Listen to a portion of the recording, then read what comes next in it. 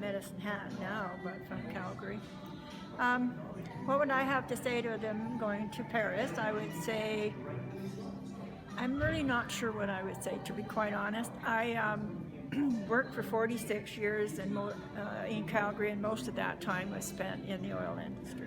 So I'm very, very fond of the oil industry, and I think that for the most part, I'd say 90% of the time, they were very responsible companies and contributed a great deal to the economy, to the not-for-profit community, all manner of things. And people complain about their money going down to the States. Well, there's U.S. shareholders and there's Canadian shareholders. And as a senior now, my investments have gone downhill because everybody's so worked up about the oil and gas business, which is quite silly, I think.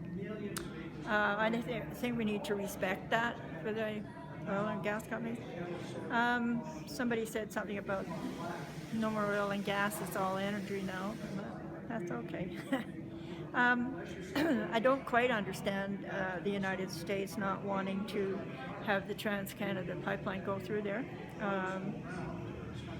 It doesn't make sense at all, and especially when the company has changed the route so that it would bypass anything that was sensitive. It's putting a whole bunch of people into jobs that were going to last quite a while. It's totally political. It doesn't make sense, and it would be safer than rail transit.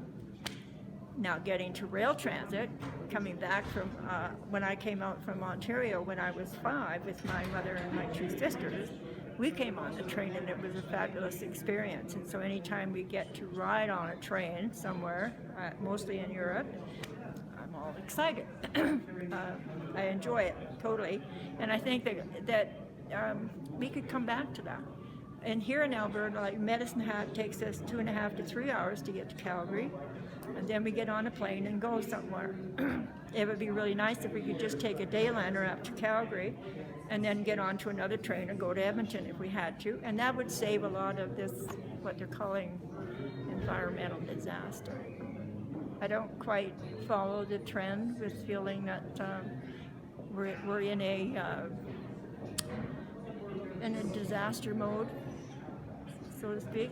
I think that it's all cyclical. It may be that we're starting to warm up somewhat, but not anywhere near as fast as what the powers that be that think they know it all are saying. Anyway, that's what I have to say.